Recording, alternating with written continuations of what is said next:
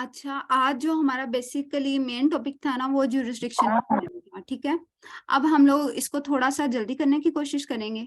Jurisdiction jurisdiction वही चीज है जो मैंने आप लोगों को शुरू में बता दी थी कि किसी भी कोर्ट की ये पावर होती है कि वो किसी भी केस को एडजुडिकेट करे, और जिसकी एग्जांपल मैंने आपको दे दी थी कि जिस तरीके से हम लोग अभी प्रोसीड कर रहे हैं तो हम उससे सीपीसी के ही सवाल पूछ सकते हैं।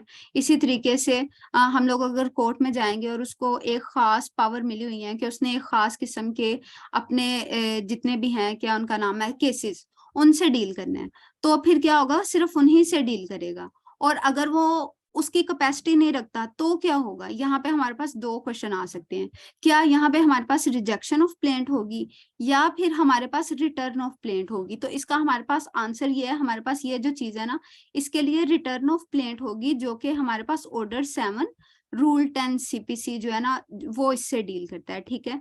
और इसके अलावा ये है कि आपने इसके अंदर ऑर्डर 7 रूल 10 और ऑर्डर 7 रूल 11 इन दोनों का फर्क बहुत वाजिया लिखना है और रखना भी है। और जब आप लोगों ने पेपर कर रहे हो ना, जहां पे इनको लिखिएगा दो दो बार चेक कीजिएगा, क्योंकि बाजू का क्या होता है कि हम लोग जस्ट ऐसे ऐसे कर देते हैं, ठीक है। और कभी कभार ऐसा होता है कि हम लोग 11 की बजाय 10 लिख लेते हैं। और ये मैं क्यों बता रही हूँ, ये लास्ट टाइम पिछले बैच में जब मैं टेस्ट लिए थे तो गलती से, सिर्फ ना गलती से ये लिखे गए थे, ठीक है। प्लीज आसिम साहब अपना कैमरा ऑफ कर लें। उसके बाद क्या हुआ, सेकंड बात, कि इसमें ज्यूरिसडिक्शन के हवाले से हमारे पास ये मैंने एक जो है येलो वाली, ये आपकी ओरिजिनल है definition, power of court to adjudicate cases and issue orders. और ये इसका डिक्शनरी में है गूगल से, the official power to make legal decision and judgment, ठीक है। और जब आपने अपने पेपर में कोई भी डेफिनेशन वगैरह देनी है तो ये वाली नहीं देनी, सोर्स करें।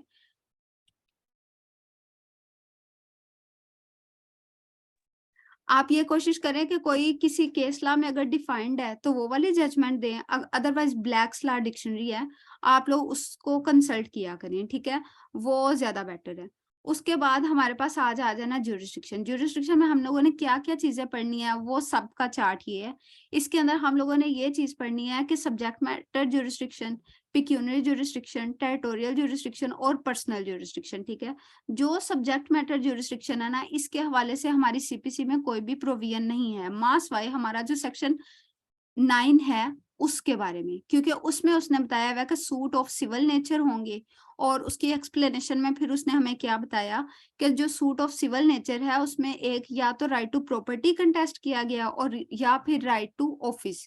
और राइट टू ऑफिस भी तब जब उसके साथ कोई डायरेक्टली राइट्स और ड्यूटीज अटैच्ड है और उनको हम इन्फोर्स करवा सकते हैं किसी भी कोर्ट ऑफ लॉ में जाके, ठीक है। ये है सब्जेक्ट मैटर। और इसकी एग्जांपल क्या है, इसकी एग्जांपल ये हो गई कि जैसे अब हम लोग ये कहें कि फैमिली कोर्ट एक्ट के तहत जितने भी फैमिली कोर्ट्स जो हैं वो बनेंगे, उनका सब्जेक्ट मैटर होगा कि उन्होंने फैमिली के रिलेटेड ही जितने सवाल हैं उनको डील करना है, ठीक है। और इसी तरीके से जो गार्डियन एंड वार्ड एक्ट के तहत जो गार्डियन कोर्ट्स हमारे पास आई हैं, उन्होंने गार्डियनशिप के मुतालिक ही अपने केसेस को डील करना है। और उसके अलावा हमारे पास जो रेवेन्यू कोर्ट्स हैं जो कि पंजाब को लैंड रेवेन्यू एक्ट के जरिए के तहत बनी है, उन्होंने लैंड रेवेन्यू को ही डील करना है। इसी तरीके से जो सिविल कोर्ट है इसको आप एक्सप्लेनेशन 9 का रेफरेंस दे सकते हैं, अदरवाइज ये इतना ही इसके अंदर काफी है। उसके बाद आ जाती है हमारे पास पिक्यूनरी ज्यूरिसडिक्शन। पिक्यूनरी ज्यूरिसडिक्शन जो है ना, ये हमारे पास सेक्शन 6 जो सीपीसी का है वो इसके साथ डील करता है। और इसके अलावा हमारे पास पंजाब सिविल कोर्ट्स ऑर्डिनेंस 1962 उसकी प्रोविजंस डील करती हैं। और उसके अलावा हाई कोर्ट जो है ना वो हमें थोड़े थोड़े टाइम अरसे के बाद, यानी कि इन सिविल जजेस की क्लासिफिकेशन के हवाले से बता देता है कि सिविल जज क्लास 1 जो होगा उसकी क्या जुरिस्डिक्शन होगी, क्लास 2 की, क्लास 3 की। सिविल जज क्लास 1 की हमेशा से ही अनलिमिटेड होती है पंजाब में। उसके अलावा जो सिविल जज क्लास 2 है इसकी अभी जो जुरिस्डिक्शन चल रही है ना पिक्यूनरी, वो है 50 मिलियन, ठीक है। ओ सॉरी 50 लाख। और उसके अलावा जो हमारे पास सिविल जज क्लास 3 है, इसकी 10 लाख रुपीस चल रही है, ठीक है।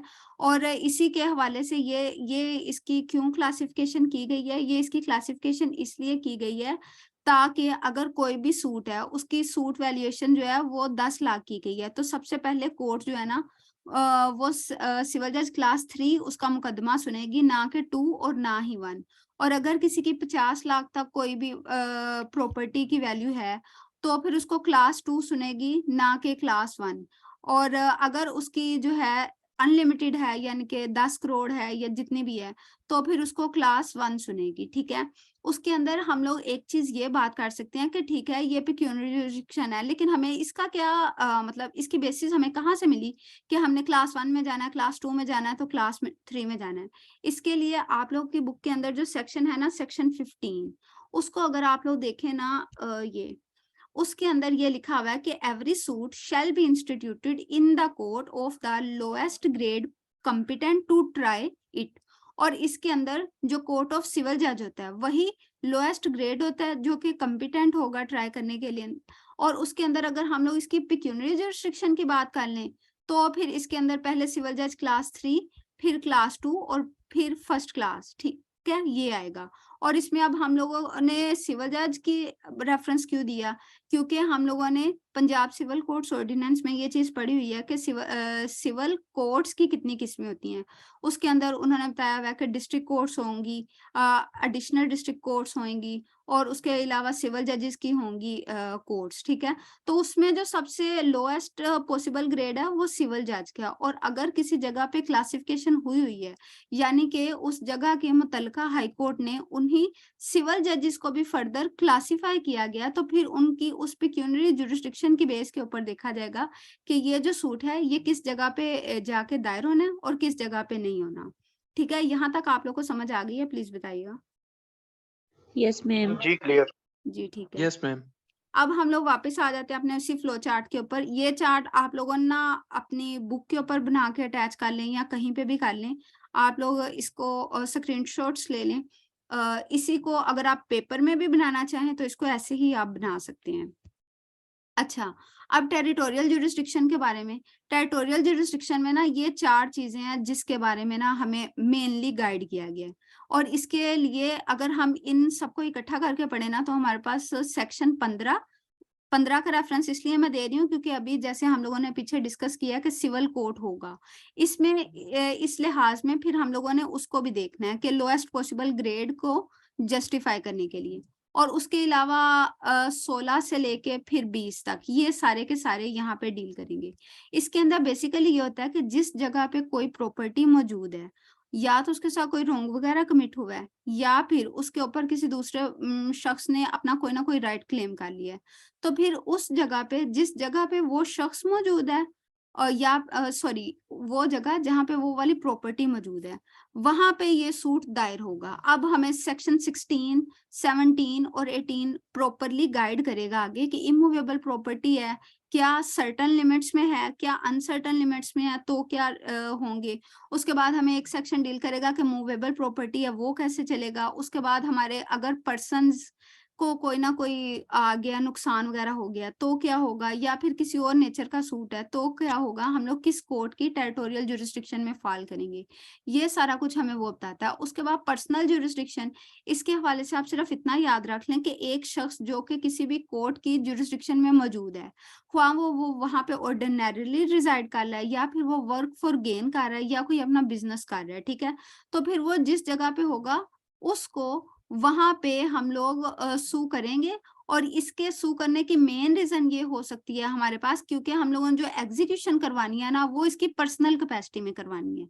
अगर तो इसके कोई प्रॉपर्टी के रिलेटेड केस है और प्रॉपर्टी से ही हम लोग पैसे वसूल कर सकते हैं, फिर हम लोग उसकी प्रॉपर्टी को बेस बना के उसका कुछ ना कुछ कर लेंगे। लेकिन अगर कोई प्योर इस किस्म का है कि उसने पर्सनली ही उसको फुलफिल करना है, तो फिर क्या होगा, हम पर्सनल जुरिसडिक्शन के लिए सेक्शन 19 और 20 को इसमें रेफर करेंगे। यहाँ तक आप लोगों को समझ आ गई? सो Yes, इस मैडम ma'am. की पर्सनल जुरिसडिक्शन में 19 और 20। 20 थैंक यू। अच्छा, अब हम आ गए पिक्यूनरी जुरिस्डिक्शन पे। सेक्शन 15 मैंने आप लोगों को पढ़ा दिया है। इसको आप लोगों ने पिक्यूनरी जुरिस्डिक्शन के लिए और टेरिटोरियल जुरिस्डिक्शन के लिए दोनों के लिए कर लेना है, ठीक है। उसके बाद अब आगे पिक्यूनरी जुरिस्डिक्शन की बात। Pecuniary jurisdiction save in so far as it is otherwise expressly provided nothing herein contained shall operate to give any court jurisdiction over suits the amount or value of the subject matter of suit which exceeds the pecuniary limit if any of its ordinary nature jurisdiction। इसमें simple वो एक बात कर रहा है कि अगर कोई कोर्ट है उसके अंदर कोई ऐसा सूट आ गया है जिसकी जो subject value of subject matter या अमाउंट जो भी उन्होंने क्लेम की हुई है वो उसकी उस पिक्यूनरी लिमिट से ज्यादा है, ठीक है।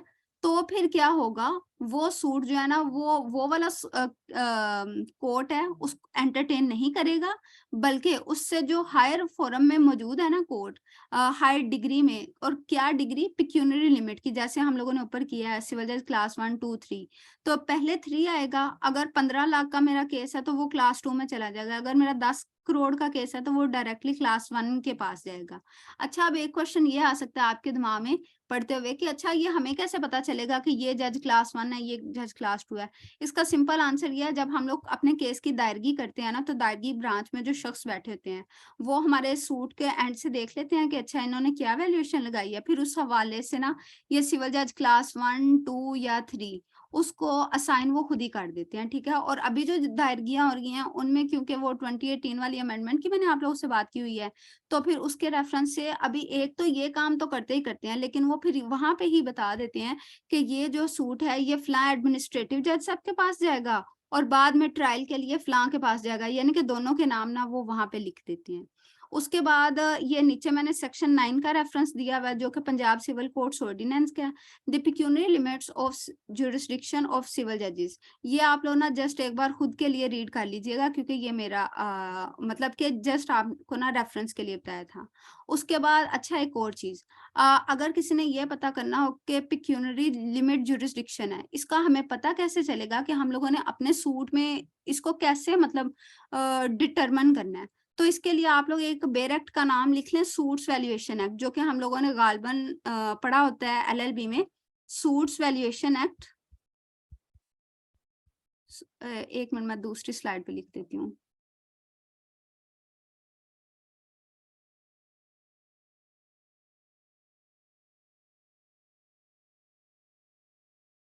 अच्छा, ये सूट्स वैल्यूएशन एक्ट है, इसके अंदर जितने भी असूल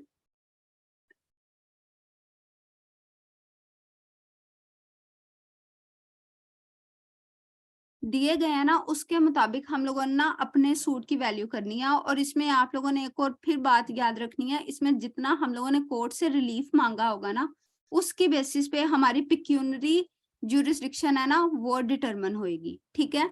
और तीसरी ये बात ऑब्जेक्शन की, वो भी अभी यहाँ पे आप समझ लें, इसी जो है ना क्या नाम लेते हैं एक्ट का सेक्शन 11 है जो कि हमें ना पिक्यूनरी लिमिट जुरिस्डिक्शन की ऑब्जेक्शन के बारे में बताता है, ठीक है। यानी कि सूट्स वैल्यूएशन एक्ट 1887 इसी का सेक्शन 11 है कि अगर किसी भी शख्स ने किसी भी पिक्यूनरी लिमिट जुरिस्डिक्शन के बारे में ऑब्जेक्शन करना है तो उसने 711 सीपीसी के तहत नहीं जाना, ठीक है। उसने किसके तहत जाना है, उसने सेक्शन 11 के तहत जाना है। और इसमें तीसरी ये बात है कि अगर कोई शख्स है उसका सूट बनता ही नहीं और वो सिविल जज क्लास 3 के पास चला गया, लेकिन अब उसका जाना बनता है सिविल जज क्लास 2 के पास, तो ये अब सिविल जज क्लास 3 क्या करेगा, वो सिंपली इसकी रिटर्न ऑफ प्लेंट करेगा। और रिटर्न ऑफ प्लेंट जो है ना वो ऑर्डर 7 रूल 10 के तहत होती है, ठीक है। इसको आप लोगों ने रूल 11 वगैरह वो नहीं लिखना, इसको भी थोड़ा सा गौर से लिखिएगा। अच्छा, एक और बात मैं यहाँ पे क्लियर कर दूं, ये मैं जल्दी लिखने के लिए ना दूसरा रियाजी में जाती हूँ। आप लोगों ने जब भी अपना कोई भी ऑर्डर नंबर लिखना है ना उसको ऐसे रोमन में लिखना है, क्योंकि हमारी जो असल लैंग्वेज है बेयर एक्ट की वो ऐसे ही है कि ऑर्डर 7 रूल 10 सीपीसी, ठीक है। ये वाला मैं जस्ट एक जल्दी से लिख देती हूँ, इसको आप लोगों ने इग्नोर कर देना है। यहाँ तक क्लियर हो गया, प्लीज बताइएगा। Yes ma'am. क्लियर है। ठीक है, अब हम आ जाते हैं यस अपने मैम, टेरिटोरियल ज्यूरिसडिक्शन के ऊपर। Section 16 suits to be instituted where subject matter situate. ये सिंपली हमें ये बता रहा है कि सूट उस जगह पे इंस्टीट्यूट होंगे, उस जगह पे दायर होंगे जहां पे हमारा सब्जेक्ट मैटर जो है ना वो मौजूद है। सब्जेक्ट टू पिक्यूनरी और other limitations prescribed by any law. इसके अंदर आप लोगों ने जब भी ज्यूरिसडिक्शन की बात करनी है तो इसकी सारी चारों की चारों फॉर्म ज्यूरिसडिक्शन जो है ना, अगर तो वो चारों साइमल्टेनियसली फुलफिल हो रही हैं तो ही हमारा सूट जो है ना वो ये समझा जाएगा कि कोर्ट की जुरिस्डिक्शन है। हम लोग कभी भी ऐसा नहीं कह सकते कि ये क्या नाम लेते हैं, टेरिटोरियल वाला पार्ट तो मैंने परफॉर्म कर लिया लेकिन फिर वो जो पिक्यूनरी वाला है ना वो मैंने नहीं किया, या फिर मैंने जो सब्जेक्ट में सॉरी क्या उसको कहते हैं टेरिटोरियल जुरिस्डिक्शन वो दूसरी नहीं की। एक सेकंड रुकिएगा। इसमें अगर आपने सब्जेक्ट मैटर को भी फुलफिल कर दिया और पिक्यूनरी को फिल कर दिया लेकिन टेरिटोरियल को नहीं किया तो फिर ये बी आपका डिफेक्ट आ सकता है। और अगर आपने कर दिया सब्जेक्ट मैटर को और टेरिटोरियल को लेकिन किसी भी तरीके से पिक्यूनरी ज्यूरिसडिक्शन नहीं फुलफिल हुई तो भी इसका ये मतलब है कि आपकी ज्यूरिसडिक्शन में कमी है। और तीसरे नंबर पे अगर आपने टेरिटोरियल को भी काट दिया और पिक्यूनरी को भी काट दिया लेकिन जो मेन मकसद है वो सब्जेक्ट मैटर का था उसको आपने नहीं किया तो फिर ना ऐसा जो दावा है ना वो रिटर्न हो सकता है। अगर बेसिक स्टेज पे है, अगर लेटर ऑन है तो फिर उसको देखा जाएगा क्या करना है। इसमें एग्जांपल जो है सब्जेक्ट मैटर वाली ये मैं जरूर यहाँ पे देना चाहूंगी। जैसे हमारे पास टेनेंसी है, सॉरी पंजाब लैंड ये रेंटेड प्रीमिसेस एक्ट है, उसमें अगर किसी भी शख्स ने रिकवरी के लिए दावा करना है तो उसका ये फर्ज बनता है वो जाए स्पेशल जज रेंट के पास, ठीक है। अगर उसने इसका दावा कर दिया है हमारे पास सिविल कोर्ट में तो ये उसकी सब्जेक्ट मैटर ज्यूरिसडिक्शन उसमें अमल नहीं आ रही, ठीक है। तो फिर क्या होगा, यहाँ से उसकी जो प्लेंट है ना वो रिटर्न ऑफ प्लेंट होगी, ठीक है। गो कि उसकी पिक्यूनरी ज्यूरिसडिक्शन भी कोर्ट की वही हो और टेरिटोरियल ज्यूरिसडिक्शन भी वही हो। और इसमें एक और बात ये याद रखिएगा, ये कोई ऐसी बात नहीं होती कि मतलब कुछ जगहों पे ऐसे प्रैक्टिस है जैसे लाहौर में ये बड़ी है कि सिविल के अलग है, फैमिली के अलग है और गार्डियनशिप के अलग जजेस हैं। उसके अलावा ये रेंटेड प्रीमिसेस के लिए अलग हैं और उसके अलावा मुख्तलिफ किस्म के ना जजेस अलग हैं, मैजिस्ट्रेट्स अलग बैठे हुए हैं। जो छोटी डिस्ट्रिक्ट्स होती हैं वहां पे हो सकता है एक ही जज हो और उसको मुख्तलिफ पावर्स जो है ना वो दे दी गई हूँ। तो ये आप लोगों ने जब भी अपना दावा दायर करना है ना तो वहां पे देख लेना है कि वहां पे क्या सिस्टम चल रहा है, ठीक है। ये एक छोटी सी बात थी, अब मैं वापस उधर ही आ जाती हूँ। अच्छा, सब्जेक्ट टू पिक्यूनरी और अदर लिमिटेशन, ये चीज जो मैंने आपको समझा दिया। Prescribe by any law suits for recovery of immovable property within or without rent or profit, for partition of immovable property, for foreclosure, sale, redemption in case of a mortgage of or charge upon immovable property, for the determination of any other right or interest in immovable property, for compensation for wrong to immovable property or for the recovery of movable property actually under distraint or attachment। ये सारी वो types उन्होंने दे दी हैं कि जिसके बारे में section जो 16 है ना उसने एप्लीकेबल होना है। और इसमें इमूवेबल प्रॉपर्टी की रिकवरी की बात की गई हुई है, चाहे उसके साथ रेंट्स आप मांगे और प्रॉफिट्स मांगे या ना मांगे, इससे फर्क नहीं पड़ता। पार्टीशन ऑफ इमूवेबल प्रॉपर्टी की बात की गई है, फोरक्लोजर, सेल, रिडेम्पशन, ये सारी मॉर्गेज के हवाले से बातें हैं जो कि आपको TPA transfer of property act में मिल जाएगा। उसके अलावा अगर आप डिटर्मिनेशन ऑफ अदर राइट के या इंटरेस्ट की बात की गई है, ये आपने देखना पड़ेगा कि किस चीज के बारे में आप लोग मांग रहे हैं, लेकिन होनी वो इमूवेबल प्रॉपर्टी ही चाहिए। कि अगर आप लोग मांग रहे हैं किसी भी रेजिडेंशियल जगह की या फिर किसी भी शहरी प्रॉपर्टी की तो हो सकता है आप लोग को सिविल कोर्ट से ही मिल जाए, लेकिन हो सकता है कि आप लोग इसको कंफ्यूज कर लें एग्रीकल्चरल प्रॉपर्टी के साथ, ठीक है। तो फिर हम लोगों ने सीपीसी में नहीं आना, फिर हम लोगों ने अपना मुतलका जो एक्ट है ना उसका लैंड रेवेन्यू एक्ट, उसके तहत जो हमारे रेवेन्यू कोर्ट्स बने हुए हैं वहां पे जाना है, ठीक है। For compensation of wrong to immovable property, कोई भी रोंग हो गया है, और for the recovery of movable property actually under distraint और अटैचमेंट, अगर किसी ने अटैच कर लिया तो क्या होगा, shall be instituted in the court within the local limits of whose jurisdiction the property is situated। ये सबके लिए जनरल है कि जिस जगह पे प्रॉपर्टी मौजूद है वहां पे ही हम लोगों ने अपना सूट दायर करना है। अब दूसरी क्लॉज सिर्फ और सिर्फ जो हमारे पास क्लॉज सी है ना उसके हवाले से ये हमें मजीद एक एक्सटेंशन मिल गई है ज्यूरिसडिक्शन के हवाले से or in the case of suits referred in class C at the place where the cause of action has wholly or partly arisen। अब ये देखें, ये मोर्गेज है, इसके ऊपर TPA transfer of property act के असूल लगने हैं, ठीक है, सेक्शन 60 के करीब करीब होंगी ये। अब अगर आप लोग ये कहें कि मैंने जो मोर्गेज का एग्रीमेंट था, मोर्गेज डीड थी जो, वो लाहौर में की, लेकिन जो मेरी प्रॉपर्टी है वो मेरी कसूर में है, ठीक है, तो अब वो ये कह रहे हैं कि जहां पे कॉज ऑफ एक्शन अराइज हुई होली या पार्टली, और अब हुआ क्या कि इसकी जो मैंने पेमेंट करनी है सारी की सारी, वो मैंने कहा था कि मैं लाहौर में कुछ वो मैं ना कसूर में जाके सारी कर दूंगी, लेकिन एक बार मैंने उसको यहाँ पे लाहौर में मना कर दिया और दूसरी बार मैंने यहाँ पे ना कसूर में उसको मना कर दिया, ठीक है।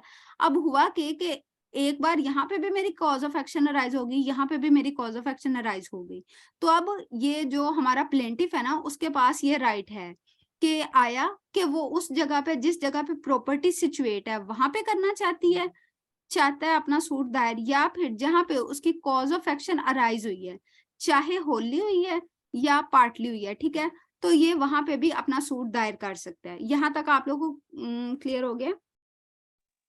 जी मैम क्लियर है। ठीक है।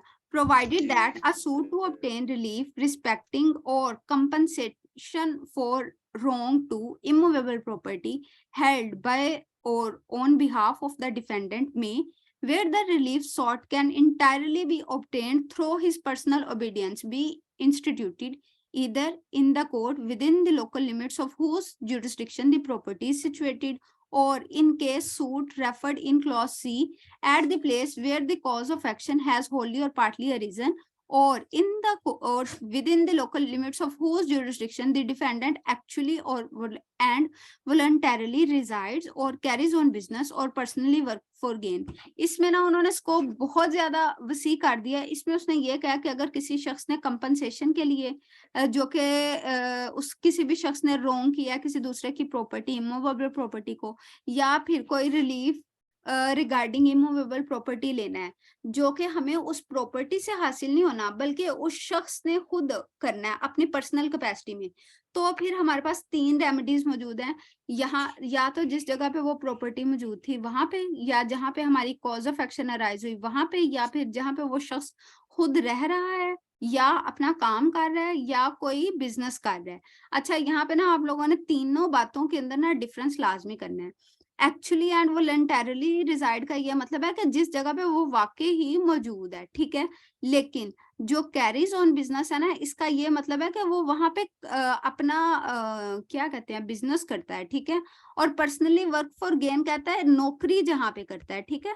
इनको आपने कंफ्यूज नहीं करना, क्योंकि हो सकता है कि एक शख्स जो है वो टेम्परेरीली किसी जगह पे गया हो। मसलन अगर मैं कराची गई हूँ और वहां से मैं वापस आई हूँ, रहती मैं लाहौर में हूँ, काम मैं कसूर में करती हूँ, लेकिन फिर मैं गई हूँ फैसलाबाद, ठीक है।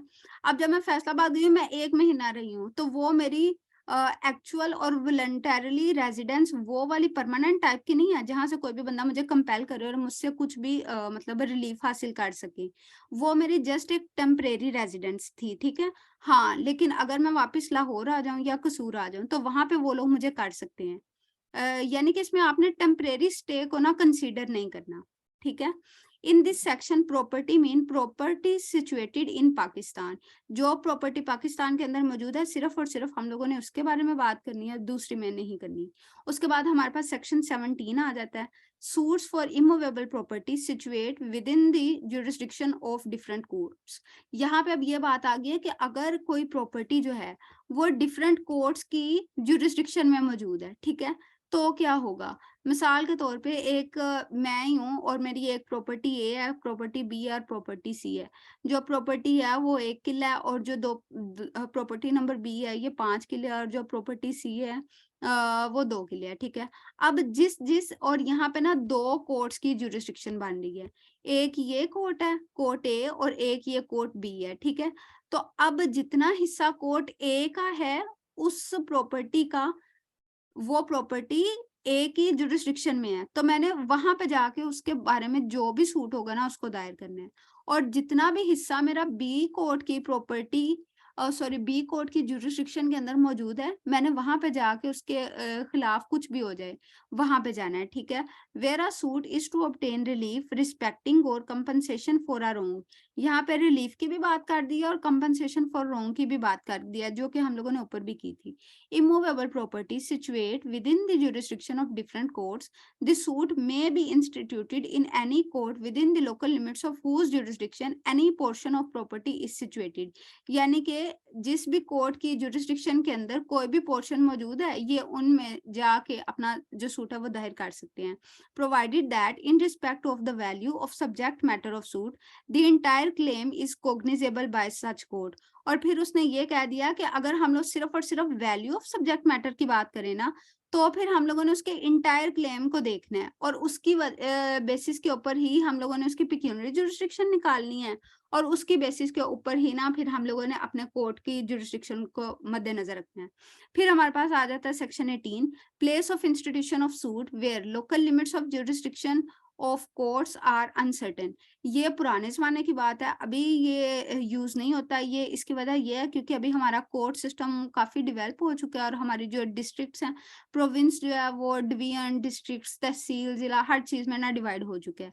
तो लेकिन फिर भी हम लोग इसको पढ़ सकते हैं, पढ़ेंगे, क्योंकि इसका हमारा ना किसी इंटरव्यू में ना ये सवाल आ सकता है हमें, जो लॉ रिलेटेड होगा। वेयर इट इज अलेज, अच्छा इसमें होता क्या है, इसमें ये होता है कि अगर एक प्रॉपर्टी जो है, एक सेकंड रुकिएगा,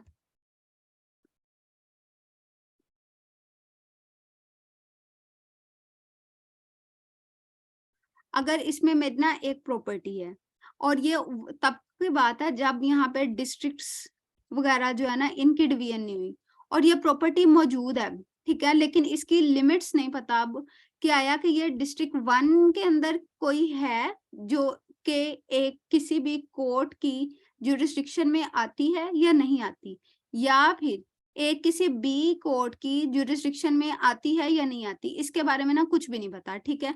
और ये बहुत ही अनसर्टेन है, ठीक है। ये मैं दोबारा रिपीट कर रही हूँ कि इसमें अनसर्टेनिटी होती है, लेकिन आज के जमाने में ना ये एप्लीकेबल नहीं है, ठीक है। अब क्या होगा कि अब वो वाला कोर्ट जिसके पास ये सूट आया है, पहले तो वो उसकी अनसर्टेनिटी के हवाले से ना इंक्वायरी करेगा कि आया कि मुझे इसको करना भी चाहिए ट्राई या नहीं करना चाहिए। अगर उसने अपनी तरफ से इंक्वायरी कर ली और उसको पता चल गया कि ठीक है मुझे ये मोहम्मद साहब आप प्लीज इसके ऊपर मत लिखें कुछ भी, उसके बाद क्या हुआ कि उस शख्स ने वो जितनी भी उसकी प्रॉपर्टी थी ना, उस प्रॉपर्टी सॉरी उस कोर्ट ने ना उस प्रॉपर्टी के बारे में सारी रिसर्च कर लिया। अब उसको ये पता चल गया कि मुझे नहीं पता चल रहा, और फिर उसके पास एक सॉलिड रीजन होना चाहिए कि मैं किन बेसिस के ऊपर अब इस सूट को ट्राई करने जा रहा हूँ। उसने पहले ये अपनी स्टेटमेंट रिकॉर्ड करनी है कि अच्छा मैंने इस प्रॉपर्टी के हवाले से कोई ना कोई अनसर्टेनिटी मौजूद थी और मैंने अब इसके लिए स्टेटमेंट रिकॉर्ड कर दी। अब स्टेटमेंट के बाद ना अब मैं इसको प्रोसीड कर रहा हूँ डिस्पोज ऑफ करने के लिए। जब तक ये स्टेटमेंट लिखी हुई होगी तब तक इसको आगे जाके इफेक्टिव माना जाएगा, लेकिन अगर उसने ये स्टेटमेंट नहीं लिखी और वैसे ही ट्रायल कर दिया तो फिर इसको इफेक्टिव नहीं माना जाएगा। हाँ, लेकिन अगर इसकी एक एक्सेप्शन है, इसकी एक्सेप्शन ये है कि अगर उस कोर्ट ने बगैर स्टेटमेंट रिकॉर्ड किए उस दावे को खत्म कर दिया, ठीक है, डिस्पोज ऑफ कर दिया। अब हुआ ये कि कल को उसकी जो असल जुरिस्डिक्शन वाली कोर्ट है ना उसका मालूम हो गया। अब ये मालूम हुआ, फिर उन्होंने डिक्री पढ़ी, जजमेंट पढ़ी, फिर जजमेंट और डिक्री पढ़ के ये पता चला कि हाँ अगर ये कोर्ट बी भी होता ना, कोर्ट बी होता तो ये यही फैसला करता जो इस ए कोर्ट ने अनसर्टेनिटी होने की वजह से किया है। लेकिन ए कोर्ट की गलती क्या है कि उसने जो हमारी स्टेटमेंट थी ना उसको रिकॉर्ड नहीं किया, ठीक है। तो फिर इस ए कोर्ट की पास की गई जजमेंट और डिक्री को वैलिड माना जाएगा और ये बी कोर्ट उसको इंडोर्स कर देगा कि हाँ ये वैलिड है। अच्छा, मैं इसकी एक जल्दी से रीडिंग कर देती हूँ ताकि अगर कोई पॉइंट रह गया तो वो आप लोग को समझ आ जाए। मैं उसको दोबारा कर दूं, बोल दूं। Where it is alleged to be uncertain within the local limits of jurisdiction of which of 2 or more courts any immovable property is situate any one of those courts may, if satisfied that there is ground for alleged uncertainty, record a statement to that effect, and thereupon proceed to entertain and dispose of any suit relating to that property. इसमें simply वही कह रहे हैं कि अगर uncertainty है किसी भी लोकल लिमिट्स की, वो 2 कोड भी हो सकते हैं या 2 से ज्यादा भी हो सकते हैं, तो इमूवेबल जहां पे मौजूद है प्रॉपर्टी उसके हवाले से, तो फिर कोर्ट ने खुद को ये सेटिस्फाई करना है और ग्राउंड्स देखने हैं कि किसकी बुनियाद के ऊपर ये एलिगेशन लग रही है कि ये प्रॉपर्टी जो है, इसकी जो अनसर्टेनिटी ऑफ कोर्ट की जो जुरिस्डिक्शन है उस हवाले से, फिर उसने इसके हवाले से अपनी रिकॉर्ड करनी है स्टेटमेंट। रिकॉर्ड करने के बाद फिर उसने ना प्रोसीड करना है उस सूट को एंटरटेन करने के लिए और फिर उसको डिस्पोज ऑफ कर देना accordingly. And its decree in the suit shall have the same effect as if the property were situate within the local limits of jurisdiction। और उसकी जो है ना, क्या नाम लेते हैं, डिक्री, वो बिल्कुल वैसे ही एक्ट करेगी कि आया कि जैसे वो सही वाली कोर्ट ने अपनी कंपिटेंट कोर्ट ने कोई डिक्री पास की है, provided that the suit is one with respect to which the court is competent is regard the nature and value of suit is to entertain to exercise jurisdiction। अच्छा, इस चीज को ना आप लोगों ने मद्देनजर रखना है कि नेचर और वैल्यू, ये जो अभी हम लोगों ने पीछे डिफरेंट टाइप्स ऑफ पढ़ी थी ना, क्या उसको कहते हैं, jurisdictions, उसमें हम लोगों ने सब्जेक्ट मैटर jurisdiction और पिक्यूनरी jurisdiction, इन दोनों का खास ख्याल रखना है। यहाँ पे जो अनसर्टेनिटी की बात हो रही है ना, वो सिर्फ और सिर्फ ना टेरिटोरियल जुरिस्डिक्शन की बात हो रही है, और ये आपका किसी भी तरीके से किसी भी प्रोपोजिशन में घुमा के भी सवाल आ सकता है कि अगर टेरिटोरियल जुरिस्डिक्शन है वो अनसर्टेन है, तो क्या फिर जो हमारी नेचर ऑफ सूट थी और वैल्यू ऑफ सूट थी, क्या इनको भी अनसर्टेनिटी के बेस के ऊपर किया जाएगा? नहीं, क्योंकि अगर एक फैमिली कोर्ट है वो सिविल कोर्ट का केस कैसे सुन सकती है, और अगर एक सिविल जज क्लास 3 है वो एक 20 लाख के केस को कैसे सुन सकता है? इन दोनों का रिगार्ड उसको रखना पड़ेगा कोर्ट को, और फिर ही वो टेरिटोरियल की ही यहाँ पे सिर्फ अनसर्टेनिटी की बात हो रही है, यहाँ पे नेचर ऑफ सूट और वैल्यू ऑफ सूट की बात नहीं हो रही। Where a statement has not been recorded under subsection 1 and an objection is taken before an appellate or revisional court that a decree or order in a suit relating to such property was made by a court not having jurisdiction where the property is situated, the appellate or revisional court shall not allow the objection unless its opinion was that at the time of institution of suit no reasonable ground for uncertainty as to the court having jurisdiction with respect thereto and there is a consequent failure of justice। इसमें simple उसने ये बात किया कि अगर आगे जाके कभी अपीलेट कोर्ट या रिवीजनल कोर्ट में कोई भी इसके बारे में ऑब्जेक्शन आ जाता है कि ये जो डिक्री थी उसी प्रॉपर्टी के रिलेटेड वो आई, लेकिन कोर्ट जो है उसकी जुरिस्डिक्शन ही नहीं थी, और यहाँ पे आप लोगों ने इस बात का रिगार्ड रखना है कि ये जो जुरिस्डिक्शन की बात कर रहा है ना, वो सिर्फ और सिर्फ टेरिटोरियल जुरिस्डिक्शन है, ना ही इसमें हम लोग पिक्यूनरी जुरिस्डिक्शन की बात कर रहे हैं, और ना ही हमें उसकी छूट मिली है, और ना ही यहाँ पे हमें नेचर ऑफ सूट के हवाले से जो यानी कि सब्जेक्ट मैटर जुरिस्डिक्शन है ना उसके बारे में भी नहीं। ठीक है, तो फिर क्या होगा, कोर्ट ने ये देखना है, और फिर कोर्ट ने ये देखना है क्या इससे कोई कंसीक्वेंट फेलियर ऑफ जस्टिस हुआ है, अगर तो हुआ है ठीक है तो फिर वो ऊपर वाली डिक्री को खत्म कर देगा, लेकिन अगर उससे ये कंसीक्वेंट फेलियर ऑफ जस्टिस नहीं हुआ तो फिर वो इसको मेंटेन रखेगा। यहाँ तक प्लीज बताइएगा। मैडम ये प्रोवाइडेड डेट जो सा है कंडीशन है, इसमें जो मेन थिंग है, मेन चीज है वो काइंडली बता दीजिएगा। सर प्रोवाइडेड दैट में मेन थिंग ये है कि अभी जैसे हम लोगों ने ये 3 किस्म की जुरिस्डिक्शंस देखी थी ना, ये वाली जी जी, सब्जेक्ट मैटर, पिक्यूनरी और टेरिटोरियल, इसमें जो छूट जी। हमें मिल रही है ना अनसर्टेनिटी की, वो सिर्फ टेरिटोरियल के हवाले से मिल रही है। उसमें वो ये कह रहा है कि जो नेचर ऑफ सूट है यानी कि सब्जेक्ट मैटर जुरिस्डिक्शन और जो वैल्यू ऑफ सूट है यानी कि पिक्यूनरी जुरिस्डिक्शन, इन दोनों के लिहाज से कोर्ट को कॉम्पिटेंट होना चाहिए, क्योंकि मैंने शुरू में आपको लेक्चर की ये बताया था कि जब तक ये सारी जुरिस्डिक्शन साइमल्टेनियसली एक कोर्ट में ना वेस्ट कर रही होंगी तब तक वो कॉम्पिटेंट नहीं होगा, और उसने इसको रिटर्न कर देना है अगर इनमें से किसी एक की भी कमी है। ठीक है, जैसे मैंने आपको यहाँ पे रेंटेड प्रीमिसेस एक्ट की एग्जांपल भी दी थी एक दरमियान में कहीं। ठीक है, तो अब अगर कोई भी सूट है वो ये वो आया है, उसकी टेरिटोरियल लिमिट जुरिस्डिक्शन जो है वो अनसर्टेन है, लेकिन वो कोर्ट था सिविल जज क्लास 2, ठीक है, और उसकी जो जुरिस्डिक्शन थी ना वो सॉरी वैल्यूएशन वो थी 20 लाख, और वो कोर्ट भी कौन सा था, सिविल कोर्ट, और सूट भी क्या था, सूट फॉर डिक्लेरेशन, और किसके लिए जी, डिक्लेयर करने के लिए कि ये मैं इसका मालिक हूँ, ठीक है, किसकी बेसिस पे, इनहेरिटेंस की बेसिस पे, ठीक है, हम इसको शॉर्ट कर लेते हैं अपनी सारी स्टोरी को। तो फिर क्या होगा, ये कॉम्पिटेंट है, लेकिन इसकी जो डिग्री होगी ना अनसर्टेन ज्यूरिसडिक्शन वाले कोर्ट की, वो कॉम्पिटेंट होगी। लेकिन अगर हो वो फैमिली कोर्ट, ठीक है, और फिर चाहे वो सिविल जज क्लास 2 ही हो, तो फिर अगर उसने अनसर्टेनिटी के हवाले से कोई जजमेंट दे भी दिया तो वो वैलिड नहीं होगी। दूसरी बात, इसको अगर हम रिवर्स कर दें, अगर हो वो सिविल कोर्ट ही, लेकिन वो हो सिविल जज क्लास 3, जबकि हमारा क्लेम कितना था, हमारा क्लेम था 20 लाख के हवाले से, तो अब वो कोर्ट कॉम्पिटेंट नहीं है इस अनसर्टेनिटी को बेस बना के अपनी जजमेंट देने की। यानी कि अगर आप लोग सिंगल लाइन में ये कहें कि जो मुझे छूट मिली है अनसर्टेनिटी के लिए, वो सिर्फ टेरिटोरियल ज्यूरिसडिक्शन के हवाले से मिली है, ना तो मुझे वो पिक्यूनरी के लिहाज से मिली है, ना वो सब्जेक्ट मैटर के लिहाज से मिली है। ये दोनों जब तक कंप्लीट नहीं होंगी तब तक हम लोग फर्दर इसको निग्लेक्ट नहीं कर सकते। हाँ, लेकिन जिस टाइम पे हमारे पास ये भी चेक एक कंप्लीट है और ये भी कंप्लीट है, तो फिर हम इसका एडवांटेज ले सकते हैं मुतलका सेक्शन के तहत। Thank you ma'am. ठीक है, और किसका कोई सवाल है? मैम सेक्शन 17 प्रोवाइजो मुझे समझ नहीं आई, और ये 18 भी समझ नहीं आ रही, इसको प्लीज दोबारा बता दें, ये मुझे समझ ही नहीं आ रही। ये देखें, एक प्रॉपर्टी है ये पी, ठीक है, ये मेरा घर है। अब हम लोग ना बड़े दूर दराज इलाकों में रहते हैं। अब यहाँ पे ना डिवीजन्स कोई नहीं है कि ये मेरा घर किस तहसील के इलाके में आता है, क्या ये लाहौर में आता है या कसूर में आता है, ठीक है, अभी हम बड़े पुराने जमाने में। लेकिन ना अब मेरे हमसाये ने ना मेरे घर के ऊपर कर लिया कब्जा।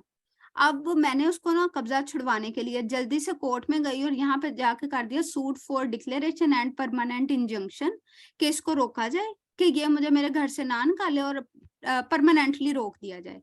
अब मैं जल्दी से लाहौर में चली गई हूँ।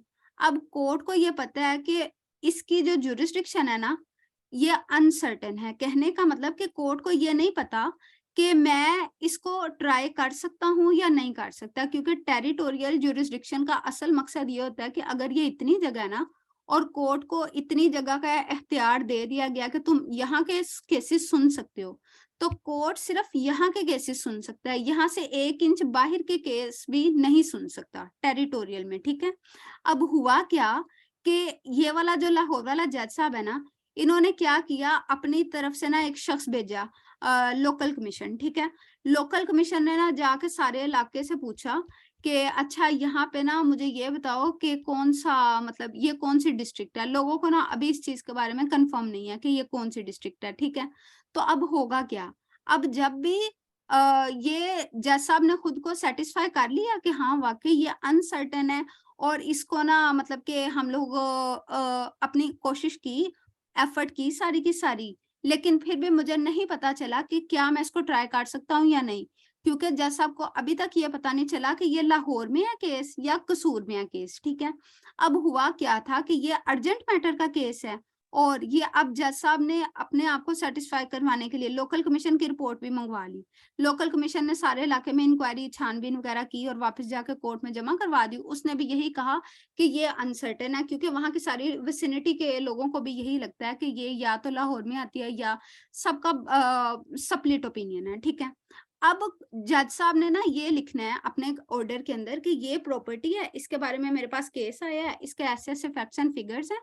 मैंने अपने सेटिस्फेक्शन के लिए लोकल कमीशन अपॉइंट किया था, लोकल कमीशन मुतलका जगह पे गया, उसने ये रिपोर्ट बना के भेजी है कि वहां के लोगों को खुद ही नहीं पता कि ये प्रॉपर्टी जो है वो लाहौर में आती है या कसूर में, क्योंकि वहां के लोगों का सारा ओपिनियन ही स्प्लिट है, ठीक है। और ये गांव भी कोई इतना बड़ा नहीं है कि जो ना तो इस डिस्ट्रिक्ट में आ रहा है ना इसमें, और हाँ मुझे अपना फैसला भी करना है क्योंकि ये अर्जेंट नेचर का केस है।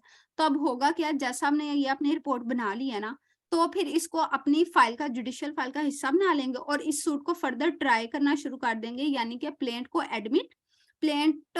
एडमिट करने के बाद उसके समन नोटिस दूसरी